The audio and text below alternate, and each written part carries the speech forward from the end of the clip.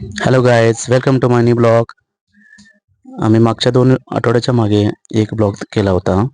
त्यामध्ये आम्ही भाजी घालायचा तुम्ही पाहिला होता. त्यानंतर ही भाजी उगवून आलेली आहे. मस्त अशी हिरवीगार भाजी.